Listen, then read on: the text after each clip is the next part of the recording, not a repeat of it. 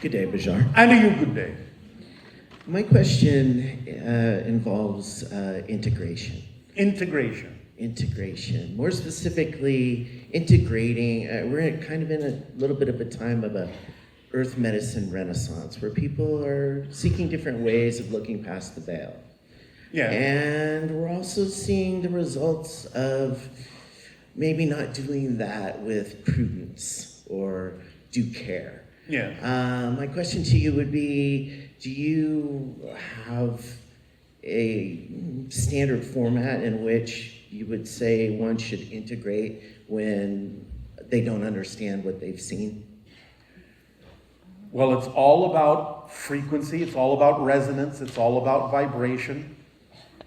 This is one of the reasons why we share what we call the formula with all of you. It is literally an instruction manual for how to allow your vibrational frequency to become more coherent, more harmonious, to raise your frequency in a way that makes you more receptive to higher frequency information and gives you the ability to be inspired by the information that will work for your life in the best possible way. It leaves nothing out. It's a complete kit. Whatever's important for your life theme will be given to you through the synchronicity that opens up by following the formula as precisely as you possibly can. Now, you don't have to do it, but the idea is that we have simplified it in a way where you don't need to add any more instructions. You don't need to take any instructions away. It's a very simple process, but it will give you everything that you need to allow your life to unfold in perfect timing and give you all the information you need to be able to move forward in that life. Does that answer your question? It does, and I'm familiar with the formula. Thank you very much. Thank you.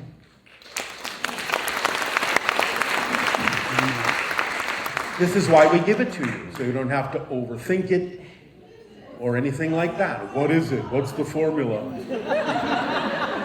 Very briefly, you act on your passion, number one. You act on it, number two, as far as you can take it till you can take it no further. Look for the next thing that you can act on that contains more passion or excitement than anything else. Number three, you act on your passion with absolutely zero assumption or insistence of what the outcome should be. Number four, you act on it by staying in a positive state no matter what happens, because that way you get a benefit out of what's happening, even if it's something you don't prefer, objectively speaking. And number five, you examine your beliefs and let go of the ones that are negative or fear-based or simply irrelevant for you. When you do that, you open up a complete kit of tools that act for you automatically and move you forward and propel you and guide you through life unerringly.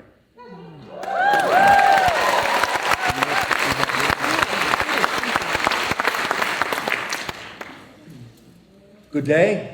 Good day. Hello. My name is Luca. If you insist. I came with my friend to this event all the way from Croatia. Oh, all right. I came from Thessaloniki.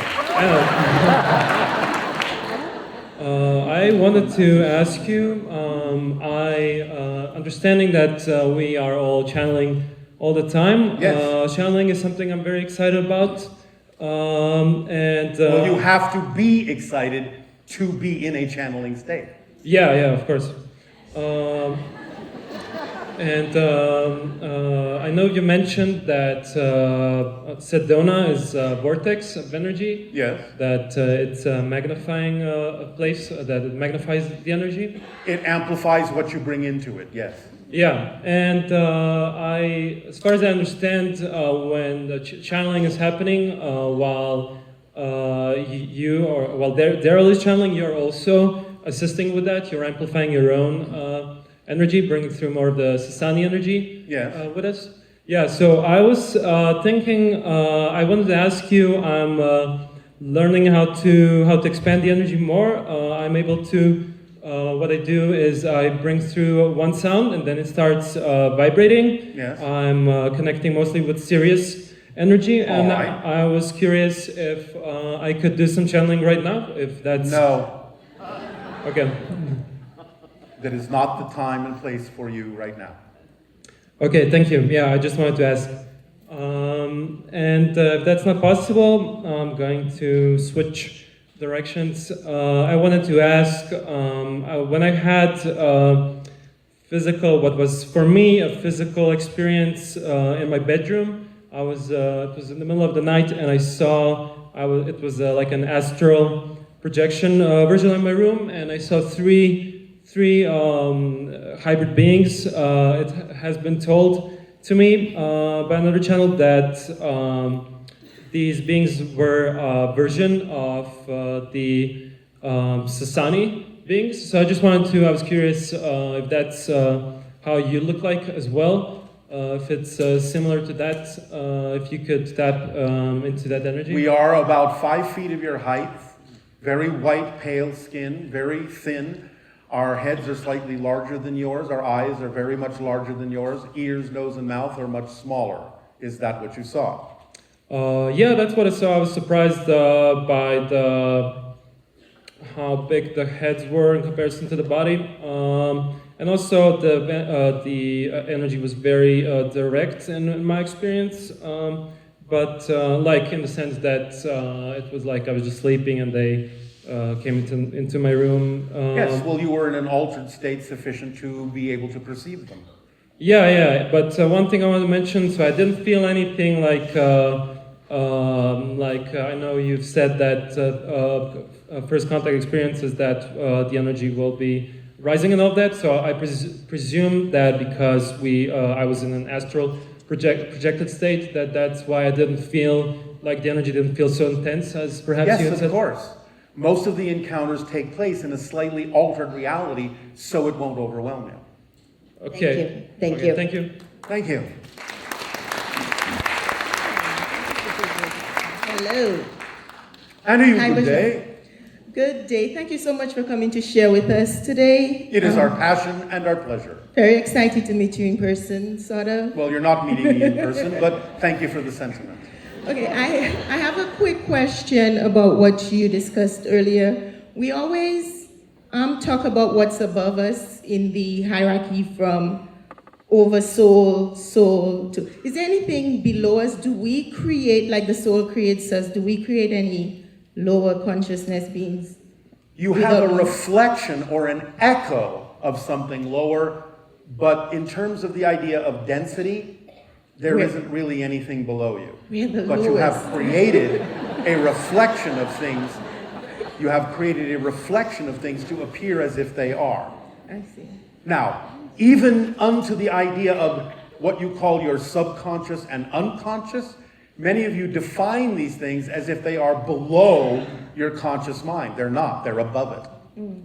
They're actually closer to the higher mind vibration because the unconscious contains the totality of your entire theme in this physical reality, and the subconscious mind acts as a gatekeeper, letting through that information into the physical mind to the degree that the physical mind is capable of handling it. Yeah. Okay, that makes sense. Yes, I know, that's why I said it. Okay, so the other question has to do with all the 5G and cell tower frequencies. As long as it is tuned properly, it's not an issue. It's not. If it is out of tune, it can be. But as long as it is tuned properly, it is not an issue. Okay. Does that answer your question? Well, are they tuning it properly? I'll let you figure that out. Thank you, Bashar. Thank you. Hi, Bashar. And to you, good day. First, I want to thank you for changing my life. I use your tools, and I now did not change your life. You did. I did by listening to you and following the things. I am that you happy to teach help, us. but you have to make the change, so we thank you for changing your life. Thank you so much. I have the life of my dreams. I don't work, and Oh, yes, you do. Remember, just because it doesn't feel like work doesn't mean you're not doing anything. That's the whole key. You even have the saying on your planet, a labor of love is no labor at all. Because when you're in the flow, it doesn't feel like you're doing anything. it's magic. But you are still acting on your passions in service to humanity, we assume. Absolutely. All right. Absolutely. I am the bridge to 5D or to that higher vibrational frequency of living the life of the Being a third density being, tapping into the fifth density higher mind, merges together to allow you to uplift yourself to be a fourth density physical being. Absolutely. Thank you. Really, thank you. So my question is, real quickly, did the world face a catastrophic event in the 1980s that erased history that caused the Mandela effect? And if not, what is the Mandela effect? Now, sometimes it's just an issue of a person's memory being a little bit out of alignment. However, there is a true Mandela effect, and the Mandela effect is that every single moment that you redefine yourself in the present, you're actually changing the past. But as you expand your consciousness, sometimes you can now contain the memory of more than one past. And therefore, some people might say, no, history went this way, and they can be true about that. And another person can say, no, I completely remember it differently, and they can be true about that. So it's possible now, as you expand your consciousness, to remember more than one history, because you're changing your past every single time you change your present. But when you do that, for the most part, the idea of the past you now know was always your past has to present itself as if it was always your past for it to make sense linearly in your physical reality terms. But 5 minutes ago, you may not have had the same past at all. But whatever the new past is will make itself seem like that's always been the way the past was in order for you to live a life that makes sense in the present. But you're changing your past every moment that you change the present. Okay, thank you, Bashar. Does that explain it for you? That means no. It does to a point, but for example, there's pictures, for example, of this man called Richard Simmons. And we all remember Richard Simmons wearing a headband. And now if you look on the internet, that doesn't exist. The only way you can find him with a headband are if you look for costumes of him. And then the costumes have the headband. As I said, some remnants of other pasts can remain for some people. I'm talking physically. I'm not just talking ideas.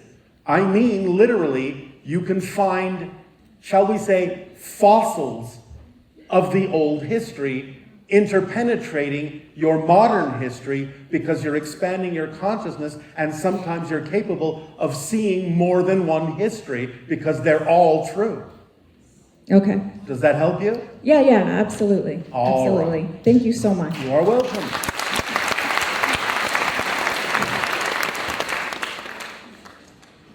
Hello, Bashar. And to Ben you, here. good day. Thank you. Speak up. Sure. I've travelled here from Ibiza, Spain to experience this moment. You need to speak up. Sure. Then here, I've just travelled from Ibiza, Spain to be here with you and this incredible audience. All right. So, hello, everyone. Are we able to reach a greater level of equilibrium, freedom, and abundance for all of humanity across all countries? No. Remember, you never change the planet you're on. You shift yourself to a new, already coexisting version of Earth that already contains the reflections of people in a more harmonious state. You shift to new Earths all the time, literally billions of times per second. The other Earth still remains. So some people will decide to go and shift to versions of Earth where disharmony will remain. Some people will decide to shift to versions of Earth where there is more peace and harmony. So not everyone will choose the same thing based on whatever they believe they needed to experience as their soul's path. So it will seem as if everyone on the planet, the version of Earth you have shifted to, may have changed, but that doesn't mean the other version doesn't still exist, where many people may have gone down a completely different path than you may have chosen. Does that make sense? Yeah, that makes sense, because I think I've been in 5D for the last 4 years, so I get you. Are we able to enter a new era of positive technological advances successfully They won't be hindered by opposing forces and special interests and implement free energy, leading-edge medical technology and disclosure. Is it our purpose on Earth to see through this ascension? Are we able to flip the power structures so that they're mostly benevolently controlled? Your purpose on Earth is to be yourself as fully as you can, to be your true self, your essential self. Your purpose is to realize what you are as an aspect of creation by discovering new perspectives of yourself on this journey you call physical reality, in this dream, so that you can add to the idea of the expansion of existence and creation. Because the structure of existence never changes. It is what it is. What changes is your relationship to it, your perspective of it, your experience of it. That's how creation expands. So your purpose is to be one of the aspects of Source that experiences itself in this way as your unique perspective, and to be true to that perspective, to be that authentic self, so that all that is has the benefit of the experience of you. Thank you, Bashar. Pleasure to be here. Hi, everyone.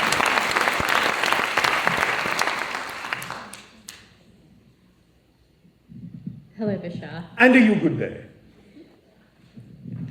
Oh, okay. Keep it there. Thank you. I'm sure.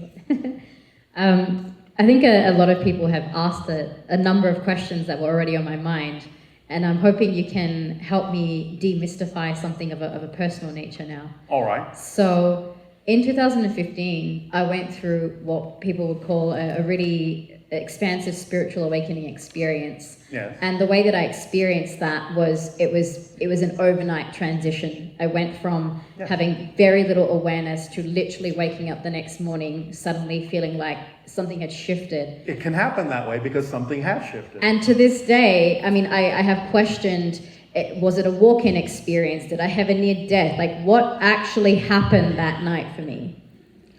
A walk-in is not what most people think it is. A walk-in is more of the same soul expressing itself through the physical being. Remember earlier when we talked about the idea of the little crystal in the center of the soul expanding a bit and allowing more of the whole soul through it? That's what happened. Right. It was so sudden, and one of the things that I experienced was I lost a lot of my earthly memories, like things that in my adulthood that actually happened suddenly became irrelevant. And so I've always wondered to this day, was it like a different me, or I think what you've explained now is it was more of the same, but with a different perspective maybe. But a personality is an artificial construct. Right. So obviously, if you have more of your soul expressing itself through this conduit, you have to become a different person. So you literally are different people billions of times per second. But when you make, let's just say, a bigger leap, it might become more obvious that you're different, that you're truly another person. You may think you look the same, but you're not the same person, because more of you is coming through, and that requires you to be a different person with a different definition of who and what your reality actually is. And that's why the leap seems so big and so sudden, is because you were willing to let go of continuity to a certain degree and become more of your true self immediately, instead of going through a long process. So what would then instigate another leap or another iteration? Follow the formula. Okay. Wonderful, thank you. Thank you. I love it when humans ask, we understand the formula, but is there anything else that we need to know? When I tell you it's a complete kit, please go to your dictionaries and look up the word complete. Aveo, Bashar. Aveo. So I went to Bell Rock yesterday and performed one of my songs. Did you see me? No? Too busy being crushed on. Okay. Well, I'm going to add to her because I've been crushing on you too. So I'm extremely grateful to be here with you, and this is just epic for me. So I have a couple questions, but I wanted to know, what is the significance and why do I feel different sensations on the right side of my body versus the left side, or other parts of my body while I'm doing what I believe to be integration work on myself. And can you scan my body? Because that's exactly what you're doing, is integrating the hemispheres of your brain and your neurological system.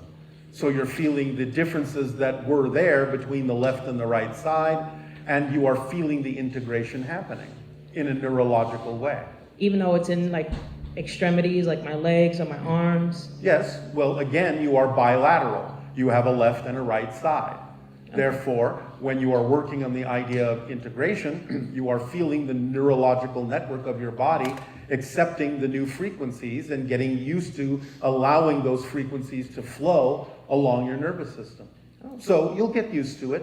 Sometimes it hurts, but it's not like a bad I hurt. understand, but again, you'll get used to it. As soon as you open up and let go and don't have anything impeding the flow of that energy and that information, it will smooth out, it will harmonize, it will fully integrate, you'll get used to it. Great, thank you. Well, I have nothing to do with it. So I've had many situations where I was pushing really hard to succeed at my goals, and I've learned from your teachings that I could still look at those things as a positive way. So I wanted to know if there's any specific reason in my soul contract why this is happening, and can you give me clarity on what I'm destined to be doing in this lifetime? Being of service to humanity in whatever way represents your passion. Is there any reason why things have stopped me in the past when I was Why pursuing, while things hindered my progress? Yes, belief systems that you're holding on to that you believe serve you that don't. I kind of knew you was going to say that. How psychic of you. I talk to you and listen to you as much as I can. That's it. Thank you, Bashar. Thank you.